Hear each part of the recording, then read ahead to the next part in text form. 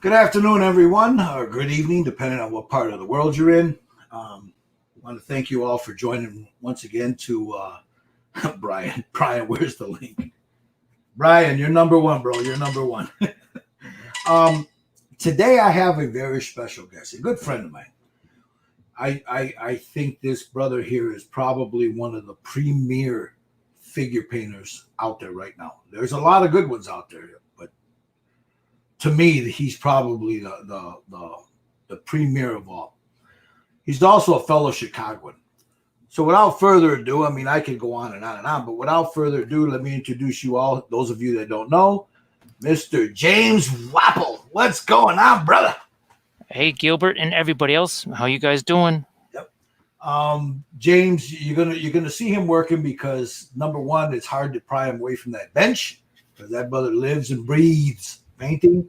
So if you got any questions during the conversation here, please, by all means, I'll relay them to James while he's painting. Today, he's going to be painting this. What figure is that, James?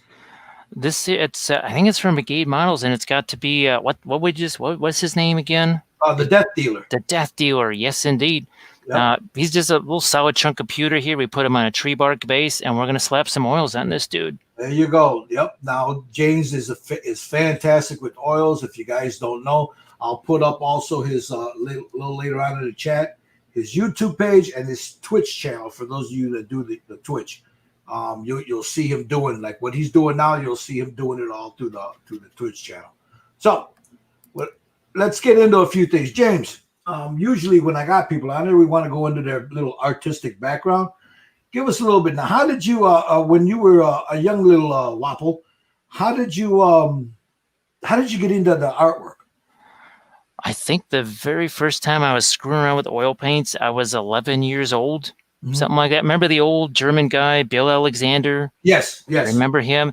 That's what I was, when I wasn't out there camping and trying to burn down forests and everything and chop people's heads off on a camping trip.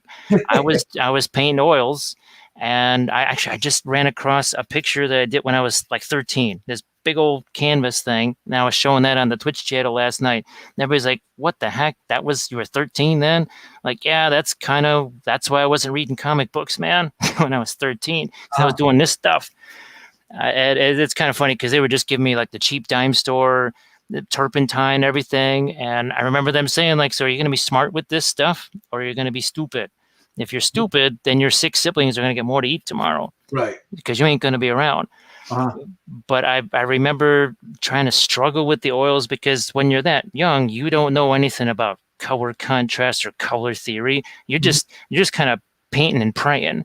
Okay. You just slap that paint around hoping that you put the right color somewhere. You're kind of going more by just instinct than anything else because no one's ever told you. And of course, the guys like Bill Alexander, they didn't really necessarily go into that kind of stuff. So that's why when I'm doing my Twitch sessions or my YouTube videos, I try to break it down in simple ways like he did, but just kind of tell people, like with the oils, you got to remember the whole contrast thing. And we've been doing this, right? Your film noir, where we just, okay, yeah, you got all that. Here's the value right here. Boom. You can still see all the lights and darks, but okay, let's look at the back of this. You see shading, all kinds of shading. But what that doesn't show is that one side of that's kind of a turquoise and the other side of it's got lots of oranges. Right. That's where most of the action happens. And most people, they're just kind of focused on just the lights and just the darks. And that is it. I'm trying to emphasize with the oil paints, with everything. Just think about these colors here. Not so much about the light and dark, because whenever you get critiques, right? What do they say? Boost the contrast, more pop. So now you picked this up at a young age. You're trying to learn how to use oil paints and stuff. So throughout high school and into college, I know you went to the university, Art Institute here in Chicago. That was American Academy of Art. How did you get into that? So actually, in high school, I was real lucky. Went to St. Lawrence there, and a couple of the art teachers they actually bothered to have it. It was called an oil paint club. We actually, after school, we were doing oil paintings. Mhm. when we were 14, 15 years old. And then they said, all right, Jim, we think that you might want to go to this place called the American Academy of Art, because it's not like just they're not just taught kind of the wine and cheese stuff. They teach you how to do practical art, so that you could, after you're done with that school, you go down the street on Michigan Avenue and you get a job downtown somewhere doing commercial art. Uh-huh. It's more of a, it's not wine and cheese. It's more beer and pretzels Right. as far as art goes. And it's a boot camp. Okay. There's of our starting class of 21 people that first year at the academy, there were 6 of us left by the end of it. Everyone else quit. Okay, but why would they quit? They just didn't. It wasn't for them. They had this vision of art as some kind of, well, again, like it's going to be galleries and wine and cheese, and they said, no, you're going to learn what perspective is. You're going to learn your color theory. You're going to learn color management. You're going to learn all the fundamentals. And like even in watercolor class, this is my 3rd year. We got to use one color for 4 months, Van Dyke Brown. That was it. That was your entire color palette. Halfway through the year, you were using 3 colors. Mm-hmm. And every Thursday was Critique Thursday, which we just call Public Execution Day. And we would actually take bets on how many people and who would be running out of the room crying at the end of it, because it happened pretty much every Thursday. Somebody ran out of the room crying. And that's why people just didn't survive this, because they were trying to drill this into your head, these ideas that, okay, this is how it works. You need to know these things, because when you get out there, you think this is rough. When you get out there onto that Michigan Avenue, these people are going to chew you up and spit you out. So it was very, and I kind of carry those same principles. You know, all the stuff that I learned at the academy, the stuff that I learned back in high school, the stuff that I learned from the old German painter guy. That is the stuff that I keep trying to pound into people's heads in every video that I do, is just, look, these are these essential things. If you don't do these essential things, nothing else matters. Now, really quick, because we're all watching, I have you on the full screen, so we're all watching you as you paint this Death Dealer. You added some black oil, am I correct? Actually, there's 4 different colors. There was a little bit of indigo, a little bit of Van Dyke brown, a little bit of burnt umber, a little bit of black. And as I take this away, you start. That's what I was going to get into. Why are you taking it away? Explain it to the people that are watching. So this is what I do. Actually, this is what you do with an oil painting. Like if you were going to do a 2D canvas, you'd be doing something like this. And the idea is that the paint doesn't really like just going on a plain white canvas, or just and this is Steiner Res primer, the usual. You know me. The idea is, wait, what? You're putting oil? Excuse me. You're putting oil paint on Steiner Res? My God. I don't know. It might melt the pewter. I don't know. It might melt the pewter. I didn't mean to mess up your flow there. So you do that for what reason? Well, that is what's coming up next. So with this, because with oils, if you don't want this thing to take 400 years to dry, you're working thinner, right? Less paint, right, is always the key. Now that I've got this on here, I'm going to take another little brush here. Again, our super expensive 27-cent brushes. And we're going to take ourselves some other colors here. And you can see how I'm just scraping this paint out. Look at this. Looks like a dang dry brush. Right. But when it goes on here, all of a sudden, I ain't a dry brush anymore. Right. That is what I'm trying to do here. Let's get some different colors. Let's get some Terra Rosa out here. Again, it's almost a dry brush until it gets on here. Because of this paint here, that is just enough paint to help this to flow. Now, while you're doing that, and while people are watching, you didn't start out painting miniatures. You were doing other things after you left school. What else? What did you start doing first after you left the academy? So while I was still at the academy, I think this is about 1989, something like that.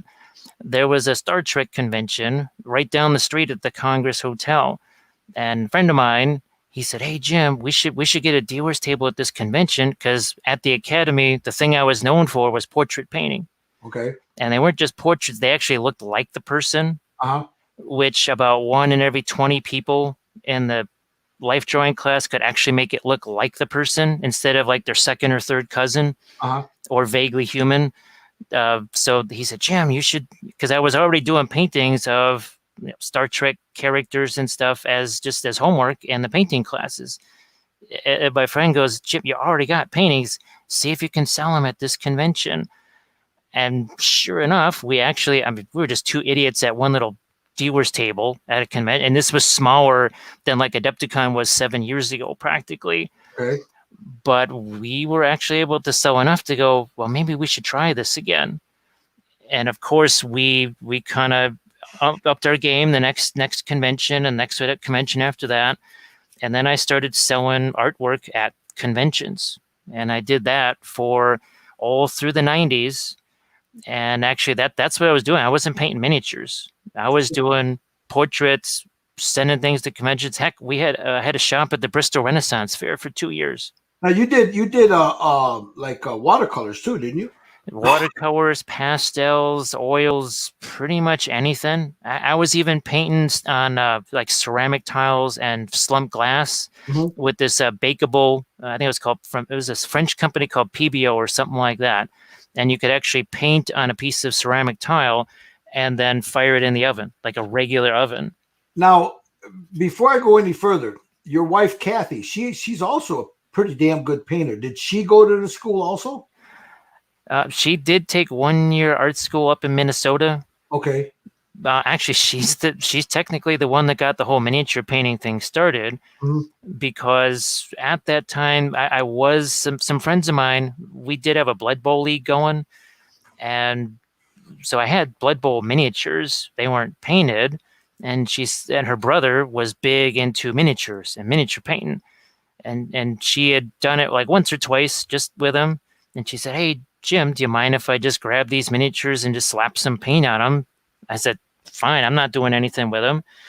And she was having so much fun. I said, "Hey, do you mind if I join you?" So we both started painting miniatures at the kitchen table. And then the guys in the Blood Bowl League saw what we were doing, and they said, "Hey, can you paint our teams?" So that was, and it was good because there were times of the year when there's no conventions or shows. Okay. So we started just painting miniatures during those slow times. So were you still doing like the portraits and stuff at that time also? Oh, yeah. We were still doing that right up until September 11th, 2001. So what happened then? Some dudes flew some planes. No, I know about that. I know about that, Rockhead. I'm talking about as far as your art, Well, that's the impact. Okay, so because that weekend was going to be Celtic Fest. Okay. Which was our biggest show of the year and 20% of our income. The minute those planes hit the buildings, there went 20% of our income. Ah, I see. So it's what's happening now, where everything's canceled and everybody's scared and nobody goes anywhere. Well, that's what 2001 was like for us. Okay. But just for us. So there went basically the entire business was destroyed, and the only option we had was painting miniatures. At the same time, this thing called PayPal and this other thing called eBay came along right at the same time. There was this magic portal where anybody from around the world could see miniatures like this. All we had to do was just post some pictures, and somebody somewhere would give us money through this magic thing called PayPal. There was literally, we would have to wait 90 to 120 days to get checks in the mail. So now all of a sudden, here's this magic money portal where people just send you stuff. And it's like, well, this is really cool. And then this other thing came along called Cool Mini or Not. Okay. And that's where you could post links to your eBay auctions. So now all of a sudden, there's all these other people that see your stuff that never would have saw it before. Next thing you know, Cool Mini says, "Hey, would you want to paint some of our stuff?" And that kind of started the whole spiral towards miniatures taking over, because once we started painting miniatures for companies instead of just regular folks, that's when things changed. Okay. And there are some people that we have been painting for since 2004, and they're still with us. This is your primary job. This is what you do. This is what I do. A light day is maybe 10, 12 hours. A bad day is 20 hours. Okay. And it's 7 days a week. My last day off was 1989. Now, I can attest to this, guys. I've been to his home, and there are figures everywhere. That room he's in right now, I don't know how he gets in there. It's just loaded with stuff. And that's all commission work. Am I correct? It's all commission stuff. It's either a direct commission or an indirect commission. Whatever it is, it's as much to sometimes help the companies that we work with. Mm-hmm. You know, like when I was doing this thing here, this when I was working on the T28, this was to help out Green Stuff World because I was using their liquid pigments on this thing to do the winter wash on this. Okay. And I was the like Luke's APS or whatever, you know, or it's something like this where it's Cool Mini or not. This is Jim Ludwig also from Dark Sword Miniatures. Well, painting all of this Song of Ice and Fire stuff really helps him out. Now, how long did that take you? I remember you telling me, but for the people that are watching, you're 12 minutes in and you already got some really nice texture on that horse. That's now, those figures there. How long did it take you to paint them? So I think that the third unit that I painted these guys, this entire thing had no paint on it. It was nothing but primer. It basically, it looked like this. In 9.5 hours, the tray was painted, the unit was painted, and I even put the dang grass tufts on there in 9.5 hours. Amazing. And that is with all the different skin tones in the horses. Because the oils, basically for every one layer you might paint in acrylics, you're getting 4 in oils. Because how many colors have I thrown on this thing? Not many, but it's already starting to have all these different colors and shading going on. Mm-hmm. And what have I been doing? Just basically dry brushing on here. Mm-hmm. But it ain't a dry brush because all of this stuff is still wet paint. Now, Mini Warmut is asking a question. He says, have Wappel show off the Algorand Scout Skimmer? I'm going to see if I can find him because he might be somewhere else where I was taking pictures of him. So I'll look for him if I can find him. Okay. He's around somewhere. Yeah, somebody, Matt58 says he's amazed that you got to what you got to in 12 minutes. Now, guys, I've watched him paint, man. Oh, that's the Scout Skimmer? Yep. Look at that. And I was on the Rockies War Room podcast, and I just painted this guy up while we were talking, just hanging out. Hit him with the oils the exact same way. Unbelievable. Now, the thing is, when you're doing the oils, it kind of starts out looking like nothing. Right. And this brightly colored thing here, guess what? This started out exactly the same way this did, and that other thing. While we were in a hangout, we were watching you paint that, and when you hit the blue, when you hit the color, because you were doing it in your film noir with the black and white, and when you put the color in, immediately when I saw those shoulder parts, I said, I think that's that stuff he was telling me about the other day, that blue, that iridescent blue. God, that's beautiful. No, actually, it's just regular old paint. I didn't use the interference. Oh, no kidding. That's just regular old paint colors right there. Gorgeous. That's just beautiful. And the thing that was, because I was trying to emphasize to folks, okay, this thing is gold right here. This trim is gold. The only place you actually see yellow on most is like right here. This is the one spot you see yellow. Over here, you're seeing purple. Over there, you're seeing green. Look at this. Over here, you're seeing blue. Mm-hmm. You see gold or you see a yellow color in one spot because people think gold, it's a bunch of yellow, right? Well, how much yellow is there? How much yellow is there on this side? There is none. Why? Because it's reflected. Well, if there's moonlight coming down this way, if you got this purple over here, how come it's not reflecting purple? I see this all the time. I see metallics that magically don't reflect anything. Right. Or I see stuff that's supposed to glow, and yet the glow is magically stopped before it reaches the miniature. So something like this, here's another example of it here. It's like, so how does that green marble not get reflected onto that metal armor? How does all this object source light magically not get reflected up here? Mm-hmm. All of this stuff everything has to reflect off of each other. Right. And the oils make that a whole bunch easier. Now, I've got my Sisters of Battle over here somewhere. Here they are. And this is another case of, all right, they all have gold armor. But how are they not reflecting that green cloak or that green marble or any of that object source lighting? The front, yeah. The oils just make that a ton easier because you don't have to really work at it. Now, Mini Warmut is saying he don't need no stinking contrast paints when you work with oils. That's basically about that conversation before you and I. Yeah, that is well, let's see. 5 units. We use this as a unit of unit of currency, right? Let me put a real quick disclaimer. We're not hating on the stuff. We're just telling you what you can do without it. So for 5 bottles of contrast paint, you could get all of the oil painting supplies that took me through the last 4 years. Yeah. I mean, literally 4 years of oil painting supply. Oh, and by 4 years, I mean, I probably still got a good 3 years left, because this is what I got 4 years ago. And you can, and you know how much I paint. You can see how much is left of this stuff here. Heck, I think I can get 3 of these tubes for 1 of these. Right.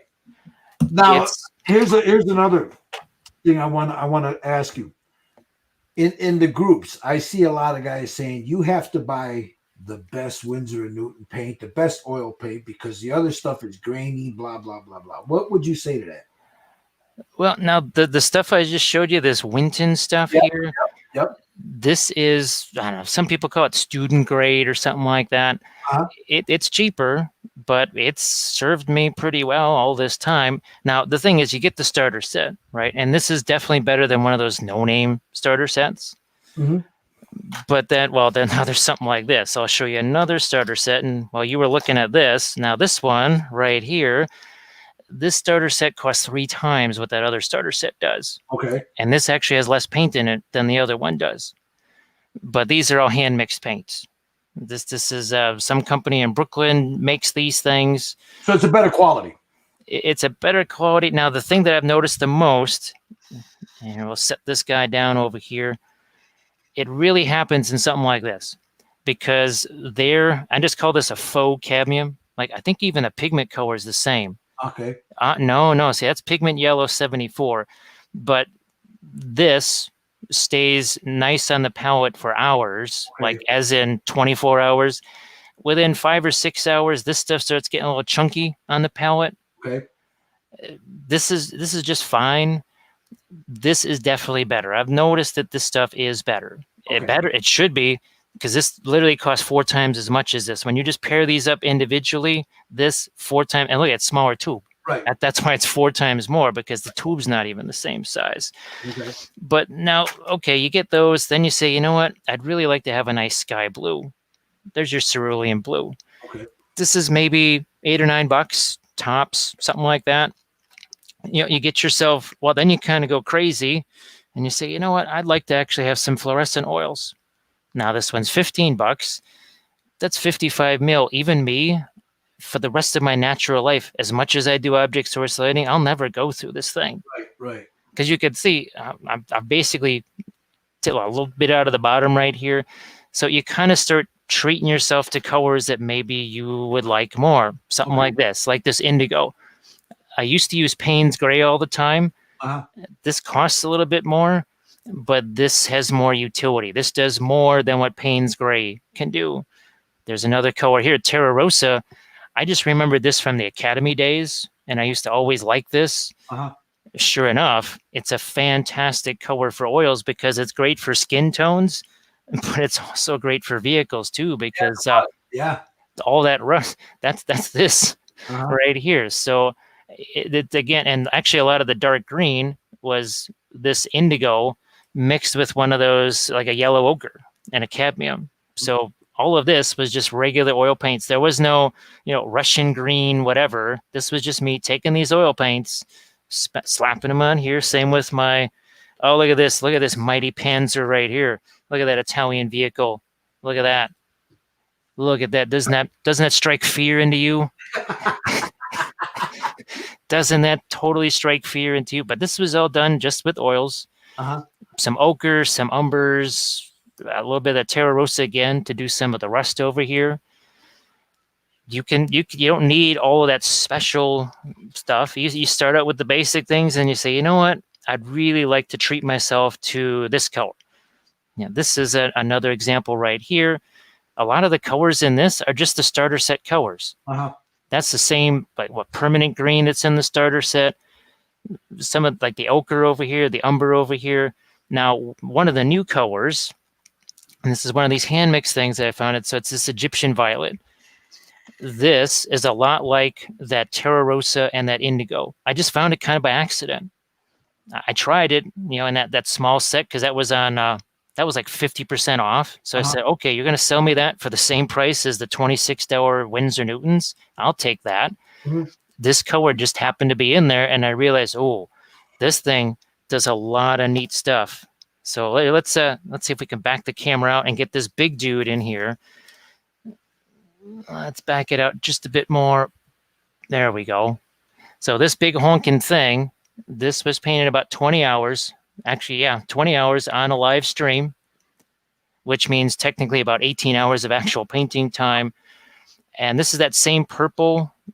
I got phthalos in here. We got some cobalts in here. We got some cadmium green up here. But being able to blend all this stuff wet is key. And that started out just like we did this other dude here, except instead of using all those browns, it started out with the purple, started out with phthalo blue, phthalo green, wiped it away with the sponge the exact same way. Yeah, that's your base that you're using for the shadows then, right? Yeah. Okay. Yep. Just you kind of, again, minimal amounts of paint. That's why this thing, parts of this were dry. I'm painting this side of him. There's parts of this side that were dry already. See, that was the other thing I was going to ask, is people that they're afraid to touch your nails because they say it takes a long time to dry. But not if you're thinning them, not if you put them on thin enough. I mean, yeah, it's like everything else. It's going to take a lot of time to dry, but you can work them. So you take this here, you open this tube up here, and when you press on it, what you get, what comes out? Like peanut butter, right? You stick that out on your palette. Well, yeah, it's going to take days to dry. However, once it gets into one of these little jars over here, I've already taken half the oil out of it, maybe even 60, 65%. So you've already taken 60% of the drying time away. You've seen what I'm doing here. You see me, I'm thinning it down with more thinner. Now, you got another question here from Hillbilly Helton, he model bills. He says, would that work, that Terra Rosa, would that work on a 1/25th scale for rust? Oh, I think so. Let's see, that was, those vehicles were, well, technically 1/50th scale, something like that. It would work on there, Hillbilly. And actually, it was either going to be this or a 1/48 scale T34 that I was going to be painting. I figured, this I'd have a little more time to mess around with this than the T34. But I started using that. It's kind of my default rust color, because if I mix it with this brown matter, now it's a deeper red. If I mix it with the yellow ochre, now I'm getting that lighter rust.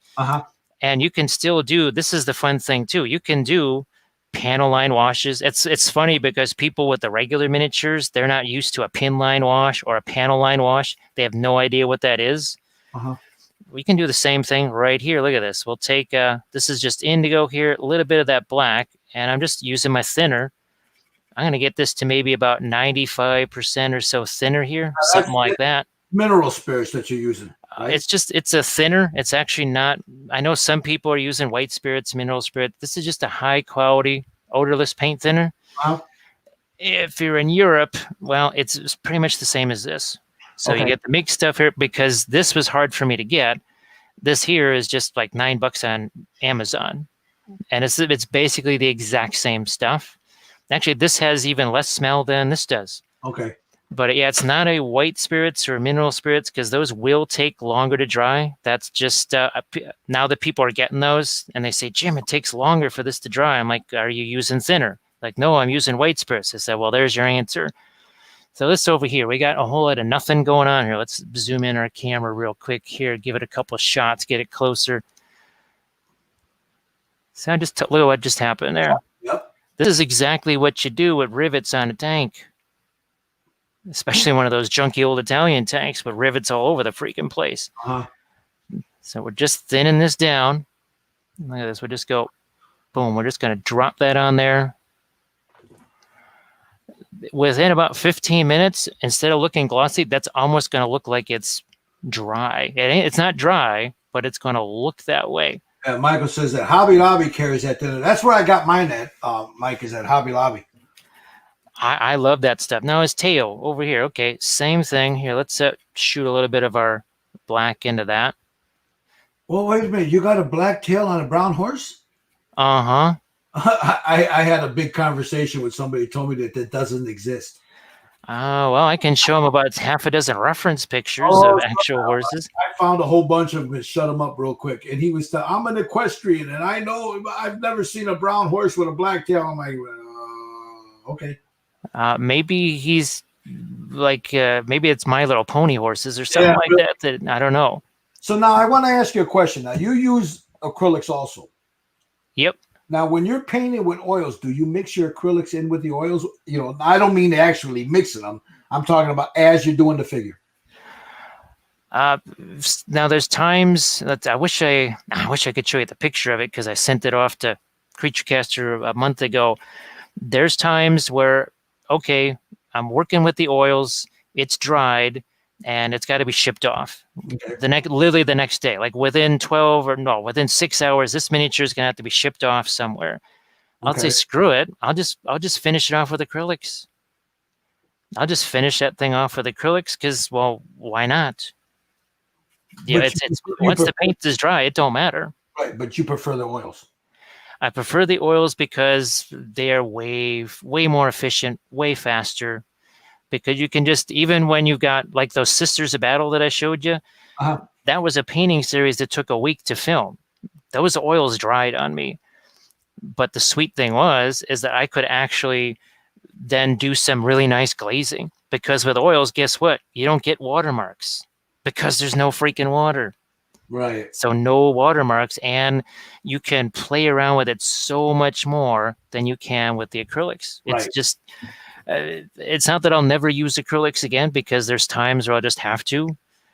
But when you're someone like me who has 10 of these on his desk, 2 of those big monsters, 4 or 5 vehicles, and 70 or 80 or 90 or 100 infantry figures all sitting around him, this is what you need to survive. This is what's gonna. This is how you're gonna make it through the day, is using this stuff. Now let's talk about brushes. You and I have had this conversation many times, and we've also had it in hangouts and stuff. I hear a lot of, and I fell for this a long time ago, and I still have some very expensive brushes that I very rarely use. But as far as a brush is concerned, what would you say to somebody if they asked you, what kind of brush do I need to start? Well, you saw me using this for most, and I'm still going to be using this for most of it. Here, look at this. Now, this might be a little bit out of people's price range. I don't know, but you know, I know this is expensive. There's 12 brushes in here for a whole $5, but these darn brushes, these things take so much more punishment. I've actually had expensive versions of these that cost $13, $14. Those things are useless in the first hour.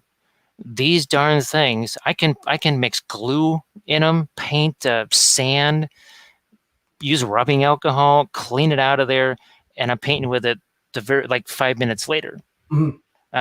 Let's see if I've got one here that's nice and messed up for you. I mean, there are just so many of these things that are destroyed. Actually, I just chuck them in the garbage half the time. So here's $5 for 12 of them. I mean, come on, you know.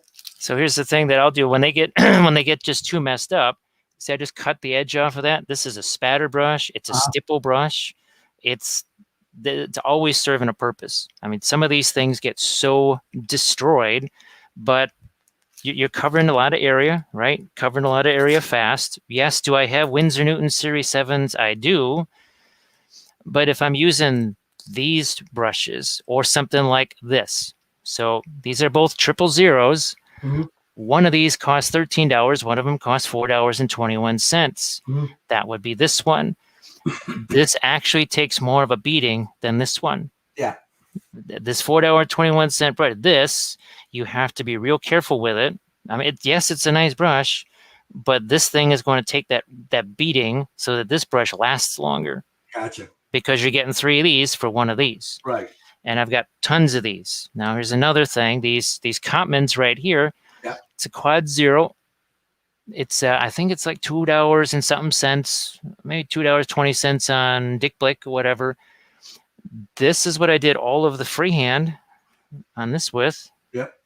All of this freehand stuff was done with a $2 synthetic brush. Why? Because those bristles, they don't sag and move around kind of like the way this moves around. those bristles have a tendency to be stiffer, which means when I got to come at this at all kinds of weird angles, this brush actually becomes almost useless for freehand. This one, I can actually do more freehand with this than I can with the really expensive $14 one. Right. So I can get 7 of these for 1 of these. Now, this one's going to wear out faster, but then you don't feel so bad about wiping out a $2 brush as if something goes haywire with your $14 brush. Exactly. That's why I don't use them that much. I got those, and the ones I actually like the Raphaels, the 8404s, but I'm afraid to ruin them, man, for what I paid for them, you know.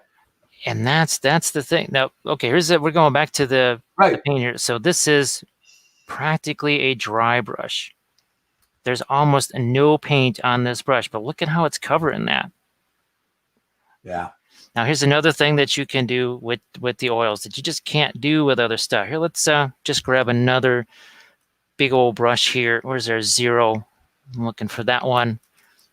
Here you are. So let's just take something that's lighter. I don't know. We'll just take something like this, and we're just going to go blah, like that. And we're going to take this, and we're just going to go blah, like that. Now I'm going to wipe this paint out of this brush here. Or let's take this. Nice little blend. This is where there are no layers in oils. Because what I'm going to do, I'm going to scumble all of this stuff and just blend all of this right into his rest of that fur. Like over here, we got a big old blob there. Well, guess what? That blob's gone. Yeah. It looks like it's freaking airbrushed, except, oh yeah, you didn't have to do all that masking and setting up and everything. Look at this big old nasty brush stroke. Yeah, we'll just kind of move this around. Let's get some of that paint off of there. You always have to kind of wipe the paint off of the brush.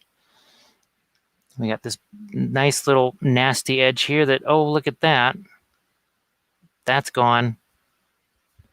All of a sudden, we totally changed that horse around. And you're lightly tapping on that. You're not putting any pressure on that. You're just very lightly tapping on that, right? You can see it where my hands are. There's none of this. No death grip on the brush.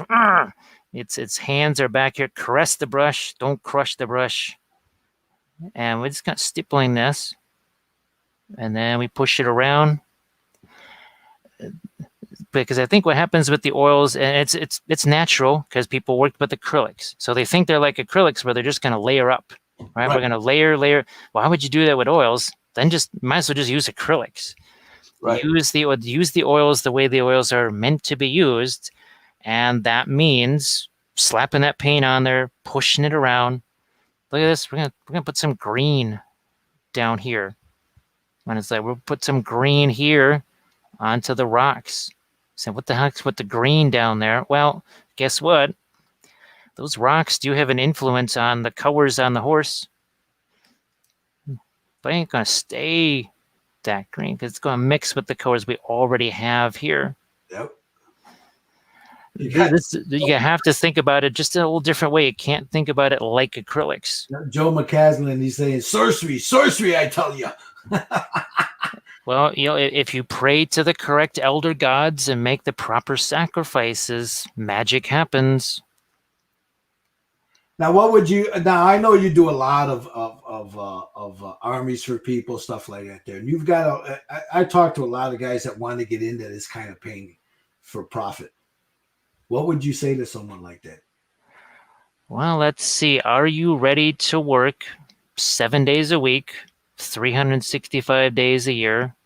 Are you willing to spend 1/3 of your week packing miniatures, shipping miniatures, taking pictures of miniatures? Are you willing to paint miniatures that you absolutely hate and colors that you hate even more? Because that's your life as a miniature painter. Because you don't get to just, I'm going to choose whatever nifty thing I want and I'll paint it in any colors that I like. Yeah, that's a kind of a little fantasy world right there. That's not quite how it works. Because you get people that you have, they'll tell you specific colors and you got to stick with those colors. Well, that guy I was telling you about that we've been working with since 2005, 2004. Well, he still has those armies. I still have to match stuff from 2004 because why would he want something that all of a sudden no longer matches things? So there are snow techniques that I still have to match from 15 years ago. I don't do that kind of snow technique anymore, but it's got to match. So I basically have to kind of close my eyes, hold my nose, and do the snow that same way, which I hate. I absolutely hate doing it that way, but it's got to match. So I have to do it because that's the guy with the money. It basically calls the shots, and you just say, okay, I'll do that, whatever. And that's hard for people. And there's none of this, well, I just don't feel like painting today. It's like, well, if you don't feel like painting today, you must not feel like eating today. You Yeah, must not feel like having electricity either. exactly. You have another comment here, because I tell you what. Before I get to this comment, that happens to me whenever I do, you know, stuff like that. I'll get people that they got to have it exactly when they want it. Blah blah. And it's like, man, it don't work that way. At least with me, it doesn't. I'm not doing this like say what you do. I mean, this is your livelihood. This is what you do. I'm just doing it because someone contacted me and doing it. Because well, and there's companies depending on you. So Yes. Creature Caster, Yes. if their release is September 1st, you better have that stuff ready for their release, because you're just not screwing over yourself, you're screwing over them too, because especially in this environment when there's no shows or anything like that, they are relying on you. Yep. You are their window to the world. If you ain't getting it done, they're screwed. Yeah, you have a comment here from Firefly 855. He says, "I'm a 135th military modeler, but absolutely loving this." It's and actually, you know me. I love my bolt. I got 17 bolt action armies that I'm working on, and once I found that 148 scale stuff works with bolt action, I just started getting 148 scale miniature kits. Oh, wait a minute. Actually, here now, of course, I can't show my pictures, but I can maybe show some of my barbershop navy here. Let me try and grab some of my ships here. Let me grab a couple of these ships. Oh yeah, let's grab this one here. So this is a part of my Italian Navy right here. I think these are 1/350 scale. It's either 1/350 or 1/300. And actually, I got these videos up on the YouTube channel. There's 3 of these painting cruel seas. I got a Verposten boat. I've got my Gabbiano class corvette. That's sitting around somewhere. Let me see if I can find that bad boy. There he is. Is this it? Ah, there he is. Yes, the pride and joy of the barbershop Navy right here. Wow, look at that. Yeah. And that was all freehand. You didn't mask anything off. I remember when you painted that. Oh yeah, they can watch the video on YouTube. This is all just the exact same brushes you see me use, and now that's what we used on this this guy right here. And actually, this one I was painting at Little Wars. I was painting this at a convention. Yeah, you got Mayhem Models that says, "Evening." That's Gary. He says, "Evening, guys. Loving the show. As always, James. Green with envy with how easy you make that look." That's a lot of years worth of painting, though. When you think of just how many years of 2D art and then this, and then you think of how many, well, just in the last, this was just last night. This was not the only thing that I painted yesterday. This was just one of several things that I was working on yesterday. And you did that on a Twitch stream. Yep, I did this on the Twitch channel last night. It's about 5 hours, right? Start to finish here. Let me, for guys that are wondering, I'm going to show your Twitch channel real quick. Let me see if I can pull it up real fast. There it is. I think this was the session before. Yeah, this is if you guys are interested, man, I'm telling you, if you want to see like what he's doing with that death dealer, this is his Twitch channel. This is where he does most of his work. He has a YouTube channel, but check out the Twitch stream, because that's where you get the real good stuff, is on Twitch. YouTube being YouTube, but this is his Twitch channel here, and you've got quite a few videos up so far. Well, what did I do here? I hit the wrong darn thing. Sorry about that. But yeah, he has all his stuff here, his videos. These are all his videos here. You guys can go and check them out. Subscribe to him. If you want to do the Patreon thing, he's got that also. But yeah. So how you digging the Twitch thing? It's been it's really fun because unlike YouTube, where there's really not much that happens in the chat, the Twitch channel it's all about the chat. And now that I've been doing it, I think I've been doing it since April, so that's what 3.5-ish months, maybe something like that. It's some of these folks I know, but there's actually a lot of folks that I didn't really know, and now I actually get to sort of hang out with them. It's almost like being at remember the old bunker? Yeah. Yep. It's like being at the bunker, only it's kind of all day long every day, and you kind of can hang out with people. You're not necessarily painting along with them, but you actually get to kind of hang around. The other thing is that unlike YouTube, they don't really like it when you do a 12-hour stream. They don't like that very much. Who, But YouTube? Twitch, Okay. yeah, actually, so far I think the longest one that I've done were those back-to-back 10-hour streams. ReaperCon is going to be crazy. That's going to be that first week of September. Uh-huh. I'm going to be streaming somewhere between 10 to 12 hours a day for 6 days straight. Part of virtual ReaperCon. Yep. That's crazy, man. That's I get why you're doing it, because it's like you would be at Reaper. Reaper. It's just like it's basically a virtual Fort Wappel. That's essentially what it is that we're doing. And it's fun because I can actually get a bunch of stuff done, but I can actually show people stuff. And this is my workstation where we are sitting right here. This is where I do all my work anyways. I mean, This is literally where I spend almost every day. If I'm not packing miniatures or shipping miniatures or something, this is where I am right here. So there's nothing different. I just do my work at my workstation, but now there's people watching, and I can show them stuff. I always have as many different things around me as I can. Someone says, "Hey, could you show me how to do this?" I say, "Okay, here, I'll grab this miniature and we'll do something like that." I have vehicles here. I have kind of a little example of everything, just in case someone's got a question, or maybe they missed the earlier part of the demo or something like that. So then I can show them. Now, Kathy also does a Twitch stream. Am I correct? Right? Yeah, right. she is under More Than Dice, a podcast. I'm showing it now. I'm showing it now. So yeah, you could see his Kathy Wappel. She does some amazing work also. This is where you could find her at More Than Dice podcast on Twitch. And she streams, if I don't want to get this wrong. What times does she stream? Tuesday through Friday, 3 to 5 Central. There you go. And that's her normal time there. Now remember, she was the one that started the whole Twitch thing. I was still doing the YouTube thing, and kind of like the miniature painting. She started doing the Twitch stuff years ago. Like I've been doing it for 3.5 months. She's been doing it almost 3 years. So she's been doing the Twitch thing a long freaking time. So now, guys, watch. Now he's 48 minutes into this, and this is already looking like some guys, that myself included, that would take damn near all day to do it. But I'm mostly an airbrush artist, so I mean, I don't work with brushes the way James does. I use an airbrush for most of my work. I mean, I do go in with a paintbrush, but it's mostly airbrush for me. And I'm trying to get better with a paintbrush.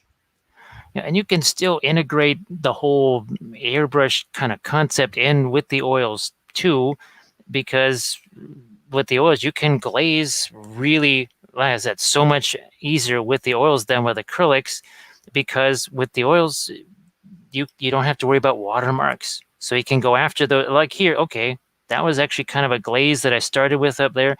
Now it's just mixing with that lighter, more opaque color down here. If I want to make that even more pronounced, let's make sure we got this centered for you here. Doesn't take much time at all, does it? We can throw a little bit of let's get a little bit of green and cerulean together here.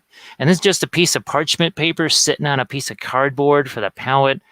What that sort of does is it absorbs a little bit of that excess oil. Now, what sorcery are you holding the paper down with?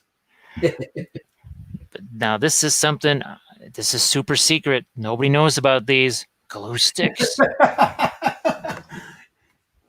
Oh, and for folks that are thinking, you got to use all these toxic cleaners and all this junk. Well, guess what? This is the same stuff I use for my acrylic paints. And look, non-hazardous. Yes. Yeah, to clean your brushes out with. Clean the brushes out with it. When you think they're thinking I'm using all these solvents, right? This is as much of that odorless thinner that I will use. If I was to do this for the next 12 hours, this is as much as I would need. Uh-huh. I think somehow people get the idea that there's gallons of this stuff sitting around next to candles. I don't know, but this is all there is. I mean, this is literally like not even a teaspoon. Yeah. That's what I will use for the next 10 to 12 hours. I'm not using that to clean my brushes. Heck, I used to use rubbing alcohol to clean my brushes. The only reason I'm not still using it is because people are too busy injecting it and drinking it. Otherwise, I'd still be using rubbing alcohol. Yeah, it's getting to be, it's like the mythical unicorn to try to find some damn rubbing alcohol, you know? So, yeah, like with the 3D printing, it took me forever to get 99% alcohol. Otherwise, I would have had more 3D prints, but there was just a month where I couldn't do any kind of printing because all the alcohol was gone. God knows what the heck people are doing with it. Yeah. So this is another one of those examples. I just threw the paint down there, and now I'm just going to mix this here, blend that away. Even with the acrylics, that's many layers of paint. Even if you try and do a glaze, you're still trying to avoid watermarks or something like that. With the oils, I just don't have to worry about it. It's just not a reality. Yeah.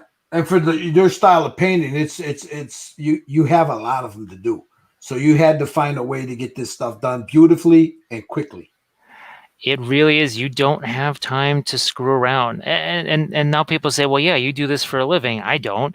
I say, okay, I paint 10, 12, 15 hours a day. You get what? You don't even get that much a week. If you're lucky, you get 4 hours a week to paint. Which one of us needs to work faster? Yeah. Me or you? Right. You got to work unless you ever want that stuff to get done. So if you want that stuff to get done, guess what? You got to start going pronto yourself and speeding things up a little bit. You can do 1 million layers of acrylic paint if you want, or you could have it pretty much look the same with the oils. But let's put it this way. People say, well, you're doing oils because you want it to look different. Well, I have half of my French army was painted with oils. The other half wasn't. And not even I can tell the difference. And I painted. I'm the guy that painted them, and I can't tell the difference between them. My Winter Soviet army was painted entirely in oils. Nobody knows. Well, here's the other question I find a lot. Whenever I'm using oils, people ask me, what are you sealing it with? Can I seal it with the same thing that I'm using on my acrylics? It's the same exact stuff I'd use on my acrylic miniatures right here. Same stuff. Once the paint dries, it's just paint. There's no difference. And the oils are actually more durable because, well, guess what they used to paint houses with? Yeah. That would last for years instead of 3 weeks.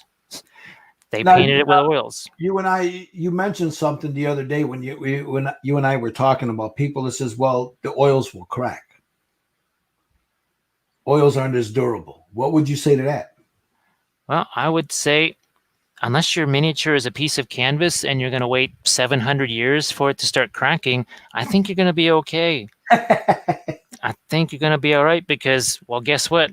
I mean, all of my stuff that I paint with the oils, this is meant to be played with. In this Lord of the Rings game, these guys get into scrums. I mean, these guys are face to face. They're bumping into each other. Dice are getting thrown into them all the time. And you're handling them with your hands. Handle them all the time, and guess what? They've got that sealer on them. Yeah. Well, and oils are just going to last. The oils are more vibrant. They're going to last longer. The reason why that house paint that you use doesn't last is because it's that nasty rubbery acrylic stuff. Yeah. It just doesn't last as long. The oils are just kind of formulated. They're built to last. Oils are built to last. Why then are people still using oil paint to this day and not using acrylics on just 2D art? If it didn't last, if it wasn't more vibrant, if it didn't offer more opportunities for doing like what I'm doing here with the blending and stuff, why would they be using them? I'm noticing more and more figure painters are starting to migrate towards the oils. And I can be honest with you, man. I don't recall many of them using oils until I saw you doing them. Well, once I started doing this is interesting. So almost, I think it was about 4 years ago next month. I think in October, well, September, October, that's going to be the 4 year anniversary of me starting with oils.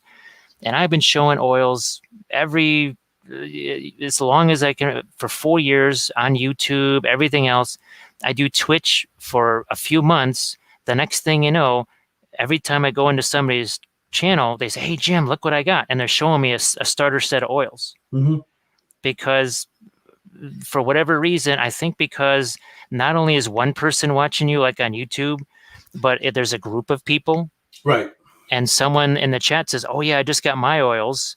Well, now it's like prize envy, Mm-hmm. right? One dog has the chew toy. Everybody's got to have that same chew toy. Mm-hmm. Well, they're seeing someone else use them, and then they're talking about them in chat. Every time I go into a chat, they say, "Oh, Jim, we were just talking about you." Mm-hmm. There was another fellow streamer. I go into his stream, and he's using oils for the first time. And I basically coached him through just typing. I said, no, use less paint. Like this initial glaze, I did the whole thing. Right. He was just doing parts of it. Mm-hmm. I said, "Oh no, Teals, you got to do the whole thing with that glaze." So he literally took a sponge right there on the spot, wiped all the paint off, and started again. And people loved this because it was literally like a one-on-one session live in front of all these other people. And they had a blast with it. And they saw, wait a minute, he felt no compunction at all about just wiping off 40 minutes of stuff and starting over again. They saw that. They said, "Oh, I can do that. I want to be able to do that too." Then it starts to spread. More streamers are doing it. More people see it. Now it's okay now. So now it's okay to use oils. For the longest time, it was no. People they were calling me the Mythbuster because there's so many just ridiculous myths about oils.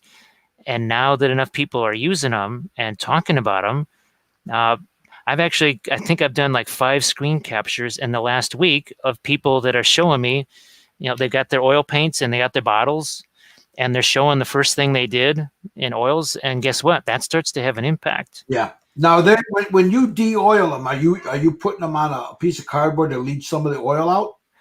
It's just the same parchment paper that I use for my wet palette, actually. Okay. Like so, and it's just sitting on a piece of cardboard. And that'll suck out most of the oil. It sucks out a little bit. Like here, this stuff. Look at that. That's almost dry. Right. And that's only been out there, what, an hour? Yeah, but you can bring that back with thinner. Oh yeah. Look at that. Yeah, a little thinner on there just reactivates it. So it's the flexibility of the oils. It's not, and people get mad, because they want, are oils better or acrylics better? I said, it depends on you. It depends on what you need them for. It depends on what you're going to use them for. If you're just going to use them on one tiny little 28 millimeter figure at a time, then maybe that's not quite what you need. You don't need them then. But if you're going to be working on a bunch of stuff or a bunch of really large figures or busts, because I've done larger busts than this one. Where's the storm bust? Here we go. So this was with oils. And this one, it's still up on the Twitch channel, I think. Yeah. This was a couple of hours with the oils. And look at how much bigger she is than this. Right. And then we've got this one here. Remember this one? Did this one with oils actually like 3 years ago. I remember that one. So this was a blast. And oils made this a hell of a lot easier. That Kara Kalila bust, boy, I wish I could show that. Oh, yeah, that big girl. Oh. And actually, now I've got another one of those. Uh-huh. So I'm gonna try and use that interference paint on that one and see just how opalescent that stuff is. Because I think it'll be on a bigger one like that. That'll be like the most efficient use of it. So you know what? Now that you brought that up, what do you think of the color shift paints? I'm not talking about specific brands. I'm just talking about color shift paint. In general, the problem with those is that you really just can't shade them. Anything that's limited, like you have to airbrush it, that has to go over glossy black primer. As soon as you start all these little qualifications for it, I say, you know what I'd really rather do is I'd rather take some metal medium, mix it with my acrylic paints, and have every color. Right. and I can make my own color shift stuff here. Like all of this freehand, that's actually metallic. Mm-hmm. That green is metallic. That orange is metallic. Oh, guess what? All this object source lighting, that's metallic. Mm-hmm. Because I took metal, and it was just Vallejo metal medium. I mixed it with regular paint and did this. So now what we're going to do is, where's those, oil brushers here? My next test is to take, so this is oil paint right here. What the hell? Let's do it right now. Let's just play with this and see what we get. So there's some of that aluminum right there. Let's mix it with some of this indigo, and let's make some blackened steel like you would need for a rifle or something. So now that indigo blue just became a metallic blue. Yeah, look at that. That's metallic now. It's still got all the same properties of oil. And then, oh look, if we wanna lighten this, oh look, we just add a little bit more of the silver. So we just got we have a nice blend here. We go from blackened steel all the way to some kind of a metal highlight. Yeah. But it still has that gleam of metal. Yeah. So I've got the Indomitus box or whatever. Yeah. So I'm going to be using that on the Necrons and doing some oils, but true metallic metals with the oils. Because why not? You saw how easily that worked. Now, the one thing with the oils, it's tough to find really good, really fine ground metallic paint with the oils. Because I got some some of the Winsor Newton metallic oil paint. Oh my gosh, it was more like sparkle paint. The pigments are too big. You could literally count the flakes by hand. I went, well, that's not going to work. Not going to work too well. So yeah, I think if you're going to do something like that, probably MIG ammo is going to be your metallic paint of choice, unless there's maybe something else I don't know about. Just like those Marion Street fluorescent oils, it took forever to find those. Mm-hmm. It took freaking ever to find those things. Eventually, I did. Yeah, how do you like those? What's that? How do you like them? Oh, they're kind of like all fluorescent paints. Orange and magenta tend to be the most effective. Green, a little less effective, and blue is just kind of like, why did I get this? That's why I don't have a blue one in this, because I just know from the acrylics that fluorescent paints, depending on the type of color, like purple fluorescent, the magenta works great. The orange are great for whatever reason. And a lot of those Sisters of Battle, and well, this guy too. This is another one that's got the orange fluorescent on them. Right. It really does something. Mm-hmm. Now, of course, with the oils, you have phthalo blue. You got stuff like cadmium orange here. Here, I'll show you this. So this right here, I mean, you can see how that's kind of bouncing on camera right here. That shows you just how intense that is. Now, there is a little difference. This tube still costs $7 more than that larger tube. And also, this has cadmium in it. So if you're worried about that kind of stuff, this has cadmium. The other stuff doesn't. Yeah, that's the stuff you don't want to lick your damn brush with. This stuff weighs a ton. I mean, literally, this thing right here, this thing weighs more than that larger tube just because of the metals in it. You know, it's like I say, you try the orange, try one of them first. See if you really like them. Now, unfortunately, they all come in those gigantic sizes. There is no smaller size.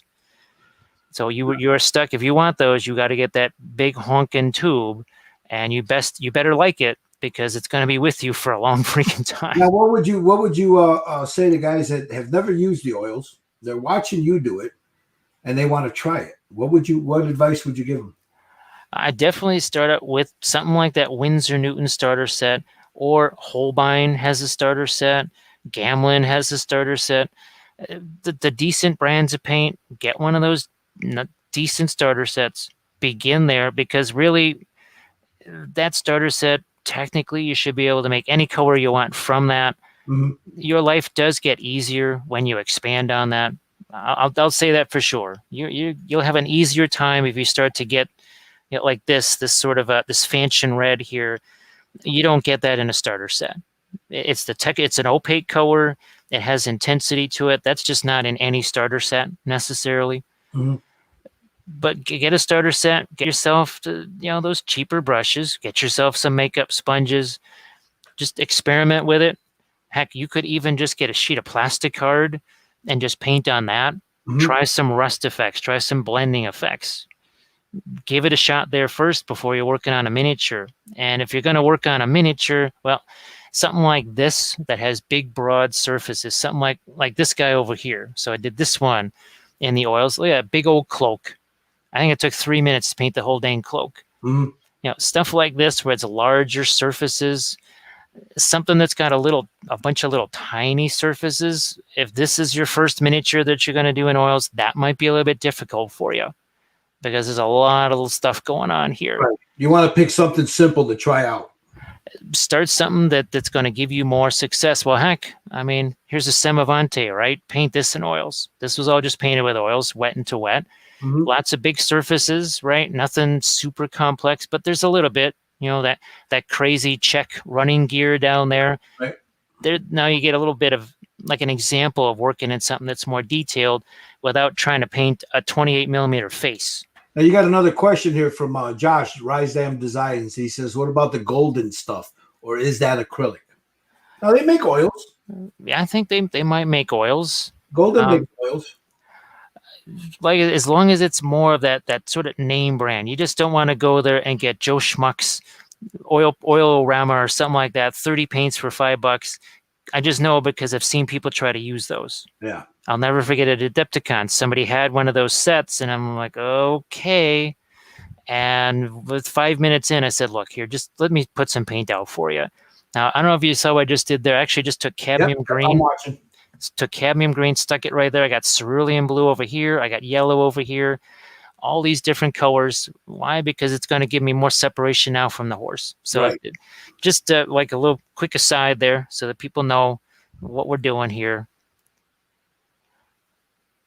Yeah. Horns are so much easier to paint with the dang oils because I've done it with oils and I love it. I love it. It's just so much easier to deal with the dang stuff. Here's again, I'm putting green in the shadows there. I've got almost an umber yellow ochre there. Now in the shadows, we're starting to put greens in here. Yeah, because if you look at the original painting to that, there's a lot of color in that figure. It's dark, but there's color in there. There's a lot of it in there. Well, it's the original Frazetta painting. When you look at it, there's like that. That's a black cloak, but look at the color in it. And black was not used. I used indigo blue. I used umbers. I used olive green. Well, the one thing I tell people all the time when they're painting shadows, they're using black. I said, never use black for a shadow. Shadows aren't black. Black is not a natural color. It's the devoid of color. Yeah, there's nothing there. I mean, it's nice to look. You could use it for a little small spot here and there, but even that, like on a belt, there's a lot of color in that belt. It's not just black. There's blue in there. There's a little bit of tan in there. There's all kinds of different colors in there. I think my favorite saying is to say something along the lines of it registers as black. Okay, this skin tone that I was doing here, they asked me what gray did you use to make the skin tone? I said none. That's not gray. Yeah. Because it was this purple, it was that green, and there was that indigo blue. Guess what purple and green make? They make gray. These highlights, that's actually yellow ochre and white mixed together in those. There's no gray anywhere on this thing. It's a bunch of other colors. When you look at this you can see the purple right there. Yeah. Why? Because we got purple all around it. Let's see over here. Look at you can see how much green is in her skin tone there. There is no gray on any of that. Yeah. But it looks like gray. It registers as gray. That's the key thing. Just like that other, this Camaretto right here. None of that is tan. There was no desert tan. Look, you can see that. See how that's kind of more orange right there by that hatch? Yep, right by the hatch there. I see it. And actually, there was flesh tones. I was using a light pink in some places because I was trying to represent the sun bleaching. Because that's pretty much your primary form of weathering in the desert is sun bleaching stuff. Right. So to try and get that effect, actually right here, there was a whole bunch of literally bright flesh tone that I put right here up on it. It was the same stuff I was using on the skin. I was using that on the vehicle itself. Look, there's greens in there I where can you've see got it. some of that staining. Yep. None of this was desert tan. It was there. Look, you got some reds in here. There's even a little bit of blues in there too. Look at that. That's kind of a greenish brown right over here. But when you look at this thing from any kind of a distance, it looks like tan. It's desert tan. But none of it was desert tan, which is that's why you don't have to necessarily buy all those specialty colors. Right. Because I mean, do you really need those when I know people aren't always comfortable with mixing stuff, but then again with the oils, this is your palette. You say, how much mixing am I doing here? There's very little mixing going on here. The mixing happens here. This is another reason why the oils are faster, because you're doing all your dang mixing over here. On the actual figure, yeah. Why over the years, I don't know how many thousands, I call them palette miniatures. I probably painted 10,000 palette miniatures. It's like, I'd rather have fewer palette miniatures and just more miniatures that are painted, because those palette miniatures, they just go in the garbage. That's what happens to palette miniatures, because they serve you no purpose. But when you use the miniature itself as a palette, and it took me, like, the very first thing I ever painted with the oils was some bolt action winter Americans and their coats and everything, their overcoats. And I was getting greens and tans and grays and all this really fun stuff. And I thought, okay, yeah, that's I'll just use them for that, right? And then I'll do the faces and all the detailed stuff with acrylics later. Now I'm realizing, nope, it's easier to get detailed stuff with oils because the oils are thinner than water. And there's very little. You're putting very little paint on there as you're doing it. That's the key, and that's probably one of the first hard lessons that people learn is just less paint. It's practically like a dry brush. Right. And as soon as they start putting, because there was one guy that he got the oils and he already had some, and he tried them and he hated them. He was gonna send them to me, and I said, "So what was your problem?" And he said, "Well, they did this." And I said, maybe you want to watch this one video of mine. He says, holy smokes, it's like you're just doing everything in a dry brush. And I said, yes, that's what I told you, less paint. Guess what? He used less paint. You can't, he's already bought more oil paints. Yeah. Everything he's painted has been in oils since, because you just kind of, you broke down that first barrier. Mm-hmm. And that first barrier was use less paint. Don't think of them like acrylics. Because if you do, then just go ahead and use acrylics. So now, while you're painting this one, what's your thought process as you're looking at it? Well, I'm looking at this here. Yes, this is a leather strap right here. But if I use the reddish brown on that leather strap right next to the reddish brown on his face, well, you got nothing. What did I just take? I just took a muted green. I'm literally painting this leather in a green. It's not really going to look green. When you look at this from a distance, it's going to just look like some kind of dirty gray. Okay. Because what you're going to be looking at is all that lighter, more intense color there on the horse's face. Right. So, and if you wanted to do if you wanted to do that little, the thing on the front of their face there, whatever, you can do something like that. Here, let's take some of that away now. Just take some of that away. I'm literally just scraping the paint off. I was going to say, you're using that magic wipe there. What is that you're using? Oh, those are fingers. Fingers and brushes, yeah. Well, I think we were just telling the story of, so I was doing this pattern right here, and the first 2 times I tried it, I didn't like it. I literally took my thumb, I wiped it away, I did it again, I went, nope, wiped it away. It was the third time was the try, or was the charm. Mm-hmm. I had to wipe it off twice. And then over here, I had paint on my finger. There's a big old blob of paint here. I said, I just took my finger, I wiped it away. 4 brush strokes, it was restored. That's done. The good thing about the oils, because if you do that with acrylic and you forget, and you go back and look at it, you got a big dry blob of acrylic on there, and you're like, shit. Like all this here. So look, you got turquoise in here. You've got your magentas in here. I didn't layer that stuff in. This green that's right here, that was from remember that, like we did on this guy here, where I just took that paint and slapped it on there? That is that original wash that's on there. I mean, it's like literally some of the hair color down here that never left the miniature. Mm-hmm. That was like in the first 5 minutes, that color was there. We just slapped on some of these extra colors, and I just took another brush and I smoothed that all out. Nice. Why sit here and paint layer after layer after layer when I can just literally slop a color on there, take another brush, blend it around? Right. That's where the time savings comes in, and you don't necessarily have to even know all that much about mixing colors. The colors are doing all the work for you. Right. Let them do the work, man. It just would you rather lift up a car by hand or use a jack? Yeah, exactly. Let's just use the thing that makes it easier. Like here, we got this turquoise here. Look at that. Yes, this is supposed to be gold right here, but look at that's green. That's that same exact green that we just put on his cloak there, on the horse over there. Same green that we put on that shield. Well, that's sitting right over here.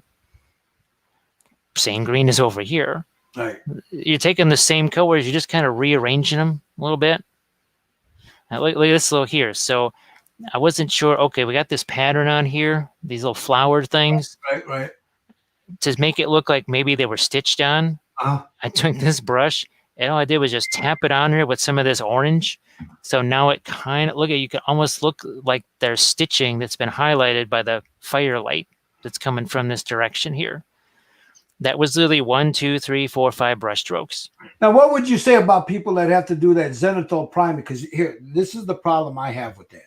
When I see people airbrush that, and then they go in and they start painting, they just obliterate all of that they just did. They just took time to do that. What would you say to people that they preach that Xenithol priming stuff?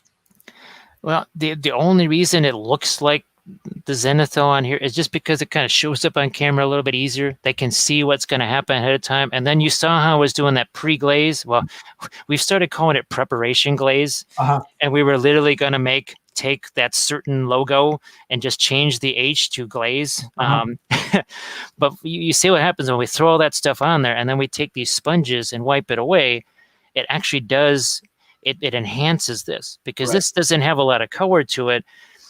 All right, what the heck? But you know what? The point I'm making is you're working with those shadows. I see people that do that, and I'm not. I see people that do that, and they destroy that whole value they just did. Here, let's play around with this. So we got, this is brown matter. This is a little different color here than we did on the other one. So this is brown matter, and we're just gonna start slapping that just like we did on the other. Actually, I'm gonna move this thing out of the way. Now, one thing you got to remember with the oils, and you're doing this, it will spatter. So if you got anything you care about nearby, you want to get a splash guard up there or something. So now, see, that's almost like a little bit more green up there. Oh, what the hell? Let's go crazy. We're just going to put more green here. We actually we're putting like this crazy green color on him. Now we're back to some of that brown matter over here. We're changing the color. We're not just that Xenithol priming. Well, great. Now you got this gray thing, right? It's one shade of gray, and you're going to spend 1,000 years glazing over it. Because if you want to preserve that Xenithol crap, you have to just glaze over it. Otherwise, like you say, it's obliterated. Yeah, I see it happening all the time, and then it's like, well, what happened to all that work you did when you were priming it? So actually, that Kathy does, she calls it her half-ass Xenithol, where she just kind of dry brushes it on. Right. So we're just slapping this on here. Oh, what the heck? Let's go Payne's gray down here. So this is almost like a bluish gray that we're throwing down in this area. We got reds, we got greens, we got all this stuff going on here. And I think it's pretty much covered now. Almost. Sponge time. Sponges. Look what happens now when we take away some of that color. Now there's a color there. Yes. But you can see the darks are darker, but the lights are still there. So it's almost like we took that, and that was, what's the light? Was it light flash? What's the sandy colored primer? Or is it neutral? Neutral. Neutral. That was the bread brown and then neutral over the top.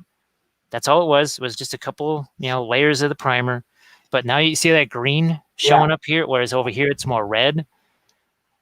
Would you rather spend, I don't know, several hours glazing this over your Xenithol, or You slap that paint on there. You take your sponge. You take some of it away. Look at this here. Now we got ourselves something we can work with. Look at that. Yeah. The whole thing, it's changing, it's morphing all around, all over this horse. And just like we did on the other one, then we can start to play with it from there. What if we don't want this to be what if we don't want that to be a dark colored horse? What if we want it to be more of a tan colored horse? Well, again, we're going to dry this brush out here. It's darn near a dry brush. But we've got ourselves wet paint that we can work with here. And so I'm just, that same scumbling action there. Look at this. I'm starting to pick up some of that glaze there. Uh-huh. That's starting to mix over here. Now see that haunch is a little bit different color because that had some of that green in it. The green in it, yeah. So this whole horse here, we're getting all these interesting differences here in the skin tones or fur tones, whatever you want to call them, because of that quick glaze that we did, but it's still working with that original primer. Mm-hmm. We didn't wipe it out. We did, we added to it. Instead of wiping out, we sort of added to it. So look at this here. You see that horse, a whole different color on this side. Then on this side, we want to enhance that ochre even more. It's really just, you don't feel too bad about doing this with a 23-cent brush, do you? Look at how that just changed shape. I was just about to mention that. Look at how that totally changed shape. Oh, look, more blending. Here, let's make them even lighter. What the heck? Just scrape this away. Changing this horse around. Let's make this lighter back here too. It's taken seconds we're not just shading that horse. We're getting all these different colors happening in here. Let's say we want to give him that kind of a darker muzzle or something like that. We can do that. Here, we'll just take some of this. Make that mane darker. Where's our blending brush? Right here. Oh, look. All of a sudden, that crazy, nasty brushstroke thing. Well, look at this. That's all gone. All gone. Now he's got that sort of classic face where it just darkens on the way out. Mm-hmm. It makes it so much easier to do all these different breeds of horses. So here's another one. So we've got kind of your dapple gray horse here. This is that same brown matter over here. Look at all the oranges and the greens in his skins or leathers. This was a really fun one. I found this reference of this horse breed. I got to try this. So yeah, that was a really fun horse breed there. And this one, but look at, you can see in his neck there. See, there's green. Yep. And those red, all those different skin tones. And then his nose almost has a little bit of a bluish green on it. That took seconds with the oils. If I was doing that with acrylics, there's no yellow in that. There's no yellow. Look, there's green on his neck again. You can see that right there. When you're looking at it, it's registering as almost a yellowish horse, but you didn't use yellow on that, did you? Nope. Yellow ochre is the only yellow that even remotely got on there. But you can see there's as much green and reds and everything else on that horse as anything else. That's where the oils just make it so much easier, because with acrylics, you have to think about it. You have to consciously go, oh, you know what? I better get some green over here. With the oils, you start slapping paint all over the place, and the next thing you know, go, oh, yeah, I got lots of neat colors on this horse. And let's say you don't like it. You say, oh, man, I don't want that horse to be that color. Well, guess what? It's gone. It's practically back down to primer again. Yep. There's all the paint that was sitting on there. It's all gone. Look at it. We're back to primer again. Because, man, we didn't like that. Maybe we want to make him a different color horse or something. No problem. Beautiful. That's the advantage of the oils. And someone was just telling me earlier today, they said, yeah, Jim, I didn't like what I had going there. I wiped it off. I tried it again, and I loved it. And see, look at, now I got paint back there again. It's a little different color, but now there's paint there. And let's say if we want to make it even lighter, all right, we can, let's grab some of this, mix it with our yellow ochre over here. Once again, look at this. Horrible, nasty, big old brush strokes. Look at this. Blap, blap, blap. We're just slapping this stuff on here. And any brush can be a blending brush. You don't have to use just like a bigger one like this, but let's just oh, look at this big old line right here. Big old nasty line. That's horrible. We can't do nothing with that. We certainly couldn't blend it to look like it was airbrushed. Nope, we can't do that. We can't probably do that over here either. No, we can't blend that out nice and smooth. In just a matter of seconds, that can't be done. You can't do that. Look at this. That's the beauty of oils, man. You couldn't take this and just kind of smooth all that out real nice. Can't do that. Oh, look. We can't do that over here either. All these big old nasty brush strokes, they're gone. I swear, I'd love to just, well, you saw that one thing that, what was it? I had 65 minutes to paint that whole darn thing. Yep. And I was painting it with a sponge just to make the process go faster. Yeah. Now you see why it was possible. I mean, you look at this. We've practically repainted this thing twice already in a matter of seconds. Now, it's do you want to do things the hard way or the easy way? Now, I will say with the oils, was I doing this right out of the get-go? Was I doing this that very first time painting those Winter Americans? Oh, no, I wasn't, because I had no real idea what to expect.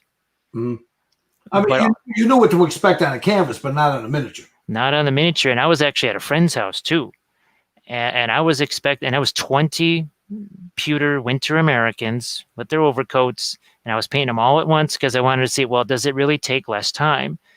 And Marty goes, after 2 hours, Marty says, Jim, you might want to look at what you've done because you've only been doing this 2 hours. I had predicted to him that it would take me 8 or 9 or 10. And he says, Jim, look what you did in 2 hours. They were mostly painted. And he says, Jim, I think your experiment was successful. So look at this, like the legs here. We wanted that kind of darker legs, right? Oh, yep. Have I added any paint to this? No, all I'm doing is taking my lighter colors here and I'm just sort of gently bringing, look at, because there's junk in the brush here. I'm just carrying that right down this leg. Now, that's the other thing you have to be aware of with the oils, is that every time you put this on there, you're picking up paint.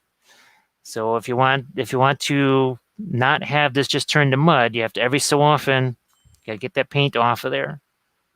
But look at how we're just kind of smoothing this out. The other thing too is have tons of figures at once, like this. I set this aside. This guy's actually benefiting from me leaving him off to the side because he's drying. It's almost like putting bread in the proving drawer or your dough. You wouldn't just mix dough and stick it in the oven. You mix dough, you put it in the proving drawer so that it rises. That's kind of the same thing that we're doing here, just on a different scale. Very tiny, but we're kind of doing the same thing. Oh yeah, here's some of that. Look at that. There's some of that crazy green over here. Look at that crazy bright green. There's some red over here. Let's have some fun. Now we're really having some fun. Because that green and that red, they're kind of mixing together now. It's sort of becoming some kind of reddish brown. Oh, look, there's that. Look at that. That's that glaze that I started out with. Look at that starting to mix in there. So we have all of these, all that color that just happened there. I have like a couple of brush strokes and then we push it around. That's it. That's all it takes. Say we want to get that darker tail going again here.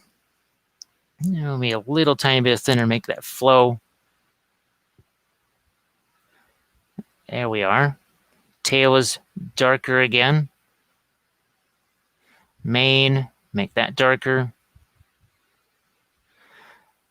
We've got some of our green over here. Look at that. We're just going to let that mix with our little pre-glaze. Now it doesn't look quite so bright green anymore.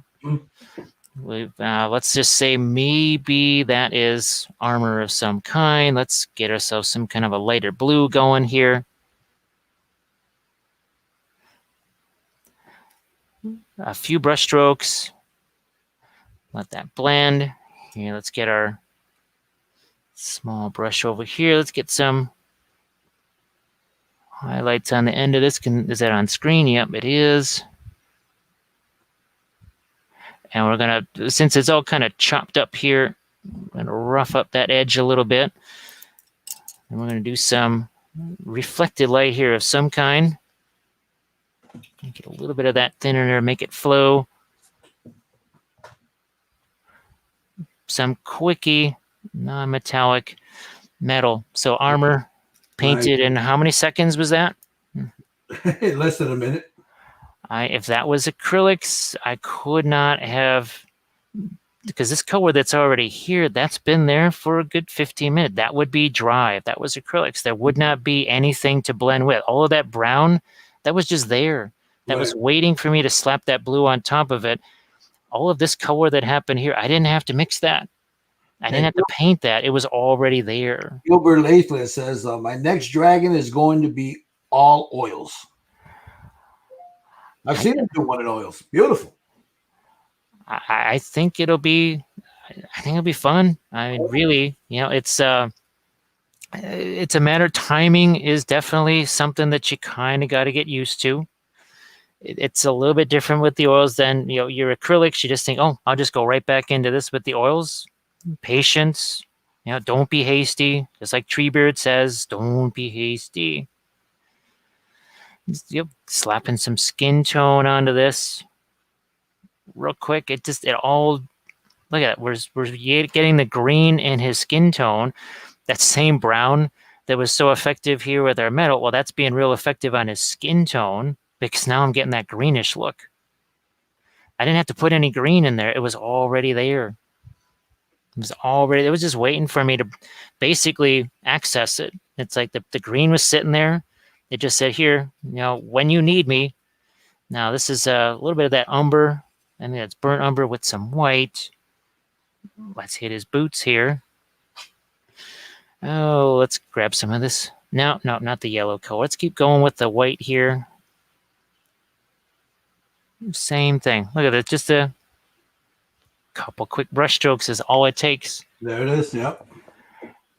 And you can now, why I was able to blast through that unit of 4 guys in 9.5 hours. Now, did I have to go back later because there's things I can't see? Like, these aren't my actual lights. This is my regular light. Mm-hmm. So you can see how much brighter that gets and see how it kind of creates those weird artifacts. Uh-huh. So I have to go back later and actually just kind of get, like, under this horse here. This is all so dark. I know there's stuff I can't see.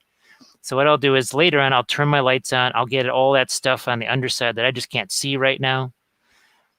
But at least here, it kind of gives people just an idea of how this works. Right. Again, we can just keep hammering away at the skin tone here. But we're going to use all of that color that's sitting on there. So we're still working sort of with that Xenithol. And it was really just kind of it was not a true Xenithol either. It was just kind of like, well, there was some lighter primer color. Yeah, that's about it. I've seen people do it. And then when they're done with the figure, it's like, well, what happened to that all that beautiful shadowing you had in there? It's gone. You don't see it anymore. Like here, I can still see it, It's still pronounced. I mean, you're working with it, not against it. And yeah, because people, they've asked me about that. And I said, well, yeah, I don't really rely on that. It's more because I have to paint so many miniatures at the same time. And they're just from all these different companies. I'll do that Xenithol stuff. just to see what's on there, Mhm. just to familiarize myself with the darn miniature, because I don't know what I'm painting half the time. I'm just like, is that a sword? Is that armor? Is that wood? Is that a pouch? What is all that stuff?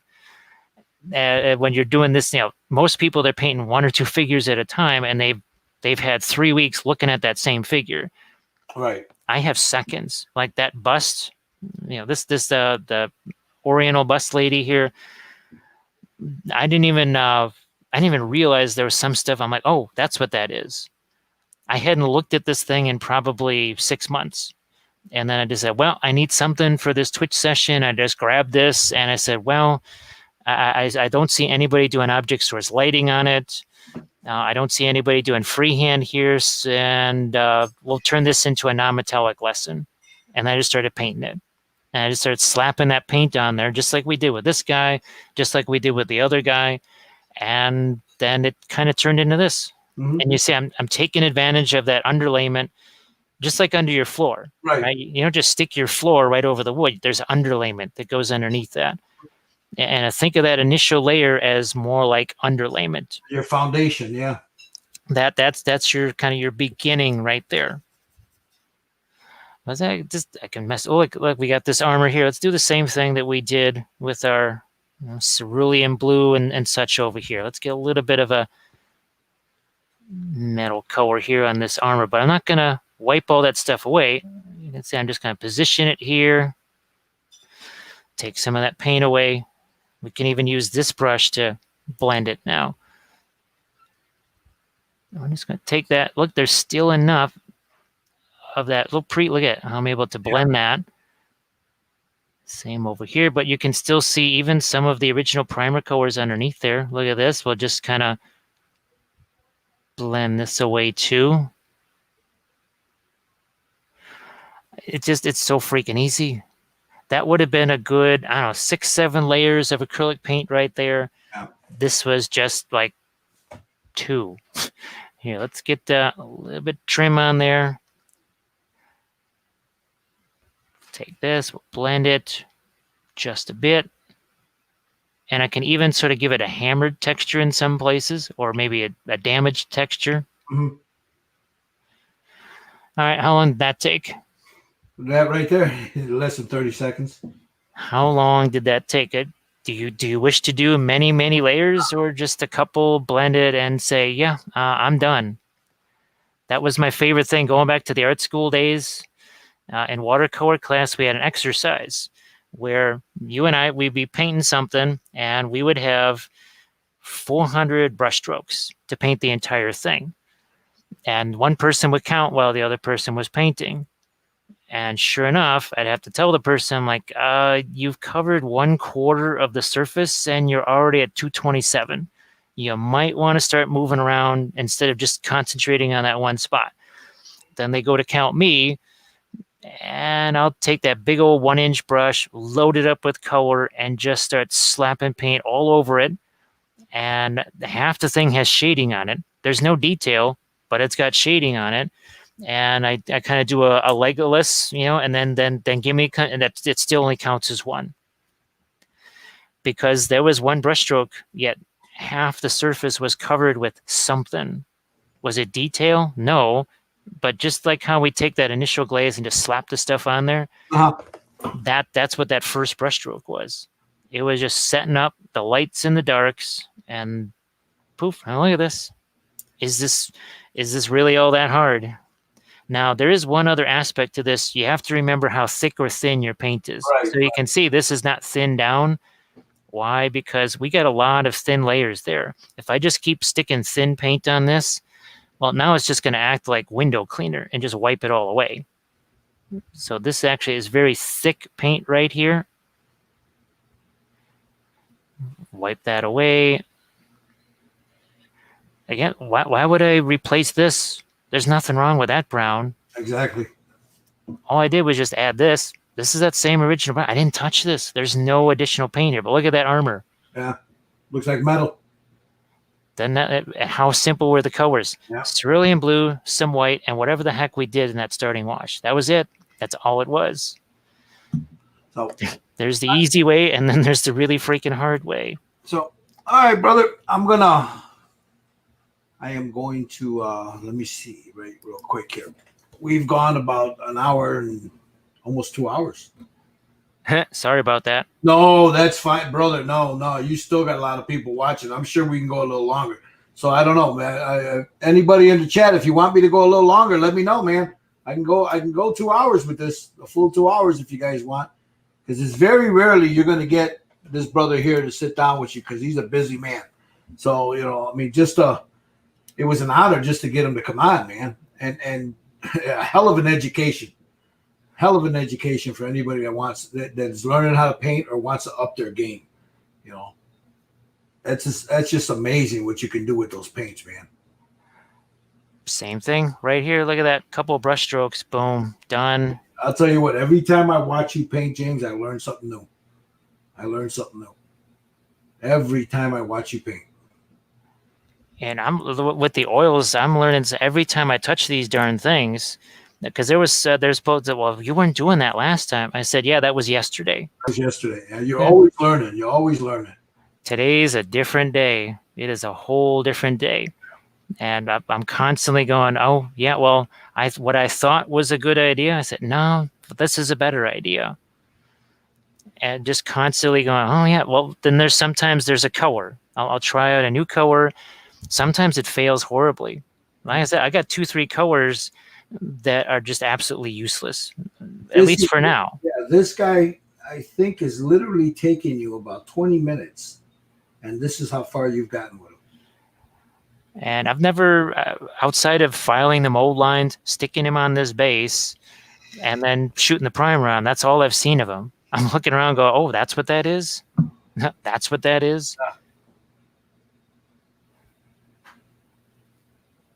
And he's just one of those plastic Song of Ice and Fire miniatures. But see, this is the technique that you've come up with after years, and plus you have to do it quick because of all the stuff you have to get out. That was, I want to say, about 2007 or so. That's when I first started using that kind of that shaded base coat thing. Uh-huh. And then in 2013, when I was doing the video tutorials, that's when I had to kind of give it a name. Uh-huh. And make it some kind of identifiable process. So that's when it kind of became a thing. The shaded base coat. Do you still have those tutorials? Oh geez, oh yeah. They're all part of the Patreon pledge. So that's why I said the army painting level, you're getting 7 years worth of tutorials. And what's kind of scary is that people say, Jim, you keep undercounting. They said, Jim, how many army painting series have you done? Well, I'm on number 20. That's 5 episodes apiece. Those original painting pyramid videos, there was 53 of those. Yeah, I have those. I got them at Gen Con that one year. I'm on painting Dark Sword 40. So tack on another 40 there, then tack on another, I think it's another 45 workbench sessions where there's just kind of general techniques. Then there's, I think, another 20 basing videos. They said, Jim, you've got something like 300 videos now. And those are all available through the Patreon. Yep, you do the $5 one, that'll get you the general techniques and those the painting pyramid ones. You do the $10 ones, that'll get you stuff like basing, Dark Sword, some of the Blackheart busts. Then the 15, that gets you everything. So that you literally get almost 300 videos now. Like that Sisters of Battle, that was my latest army painting series. My next one is going to be the Ossiarch Bone Reapers. Then after that, you'll have Necrons, Rubik Marines, another Lord of the Rings series, because I think I've done 5 series of Lord of the Rings. I think I've done 5 series on these guys. I did my Winter Russians. I did the Necron series. So I think I've done 2 or 3 40K series now. It's scary. It's scary to think of how many different videos I've done. Now, I got another comment here by Matt58. He says, this was great. I don't paint miniatures. I do 1/35 AMV with occasional 1/35 scale figure. Going to try oils instead of acrylics next 1/35 figure. It would be fantastic. Paint the AMV in oils. It would be fantastic.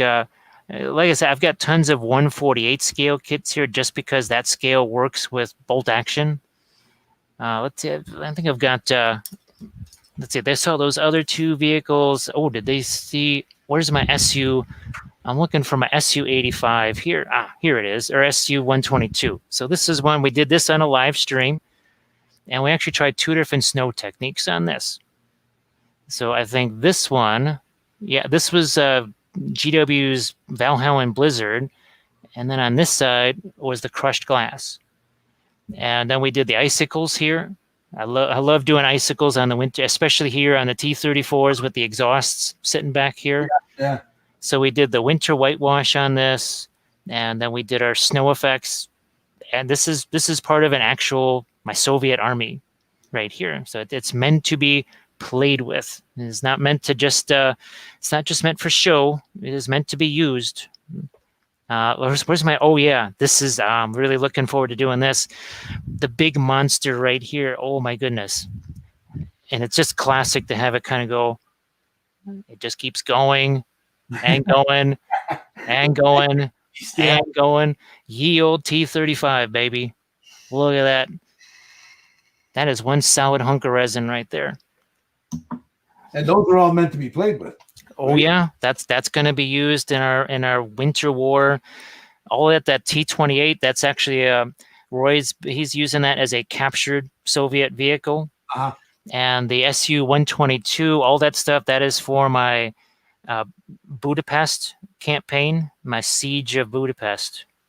Because it's not the latest book that Warlord did. It's one of their newer ones. Actually, it was their latest one right before Adepticon.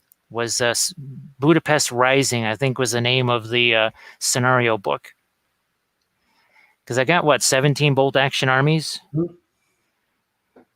Got German armies, Hungarian, Italian. Now, do you prefer the bolt action gaming, or what type of gaming do you prefer? The only two games that I'm doing now is the bolt action stuff and Lord of the Rings, mostly because they're the most stable game systems. Uh-huh.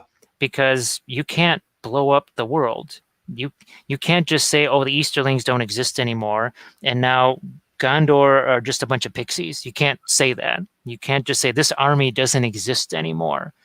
You can't say, well, there's no sensei in the American, there's no Buffalo Soldiers anymore. It's like, no, they're always there. Once they're there, they're there. They're part of history. Right. You can't rewrite that. Just like with Lord of the Rings, if you got Harad, the Harad is always going to be there, and there's always going to be Rohan. They can't just eliminate them. Gotcha. Because, well, you know me and that giant Two Kings army that I did, that I spent 2 years on. I got to play it once in a tournament, and it has never existed since. That's with some of that stuff. Yep. It's not like I won't paint the figures anymore. The figures are fine. But that only has to happen to me once. Oh, and then they just did it again with Blood Bowl. What they do with the Blood Bowl? They changed the system around. So basically, if you've got, like ours, a league that's been around forever, you have to decide, you basically cast aside everything you've used for 20 years. Now, the miniatures, you can still use those, but all of your teams that you've spent building, those are gone. You can't, the stats are all changed. Everything has changed now. So you can't use that stuff. It makes sense because they want people to buy it. They want people to have to buy it all over again because you don't stay in business when people buy stuff and never buy new things. So I understand it from a business standpoint. It's just you also have to understand from my standpoint, I don't want to have to buy it all over again. Right. So I will just go to something else. You know, if other people want to play it, hey, that's fine. It's not, don't listen to me and not play it. It's just, for me, I'm just kind of done. Yeah, that's my bones with the Warhammer stuff. You have a multitude of the old Space Marines, and then they've come out with the Primaris Marines. You know, you can't. It's just like what? And that's always going to happen because, well, if they want to stay around, they will have to just kind of like, yeah, okay, all this stuff is gone. It's all replaced by this new stuff now. Which it's great for them, not so great for you.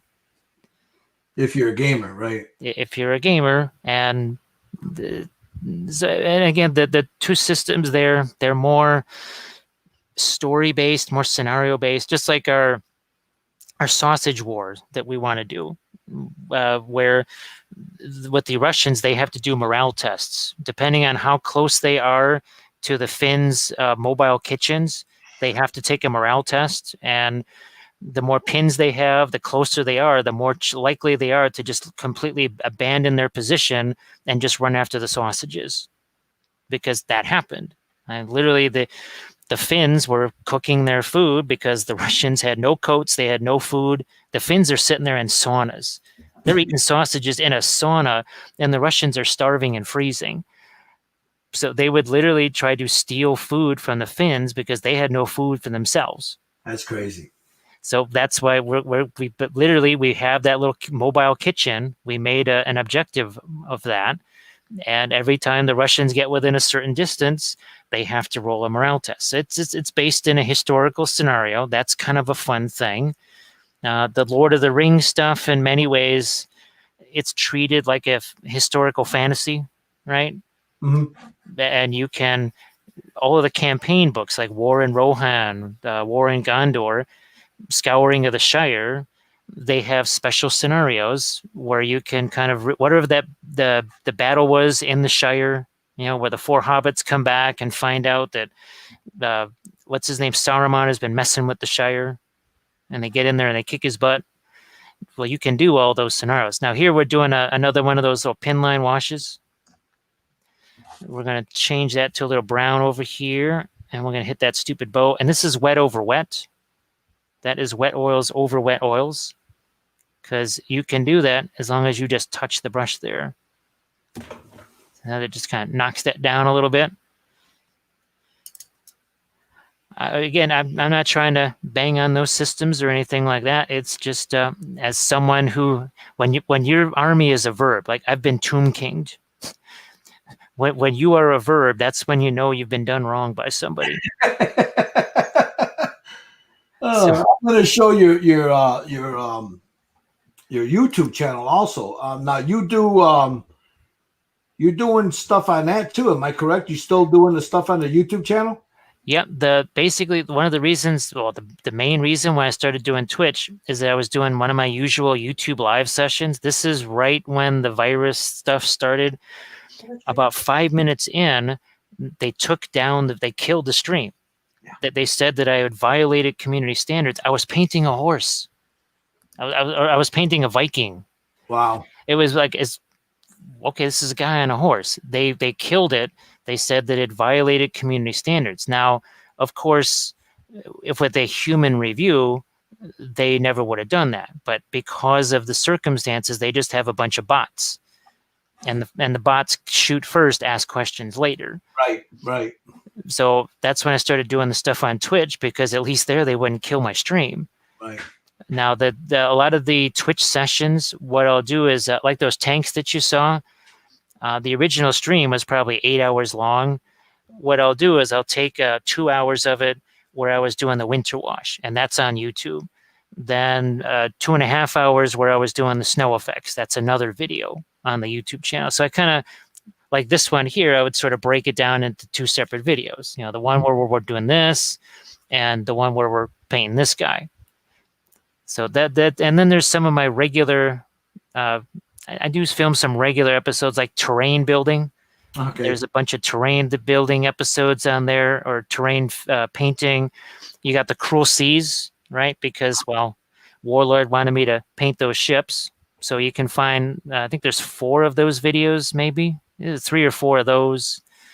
I think there's about 200 public videos. And then there's about 400, private access videos. People can find you every day. Am I correct on Twitch? Nope. Actually, the usual times that I get to stream on Twitch, because I have to work around Kathy's sessions, is, well, today is another day that I usually stream. So usually Friday night, Monday night, and that's more like 6, 7 p.m. Central. Mm-hmm. And then as far as the weekends go, it's typically Saturday afternoons into the evening. Now in a couple of weeks with that virtual ReaperCon, that's going to be me just like every day. When I'm not on the toilet or eating or sleeping, I'll be streaming. So wait, you sleep? on the toilet. I was going to say, because I don't think you sleep. I mean, you don't even see the sunlight. You're starting to get fluorescent, man. See, that's why do you think I use the fluorescent paint? Yeah, I'm gonna need to pull up there one day and take you out, man, and get you a couple of tacos and some horchatas, man.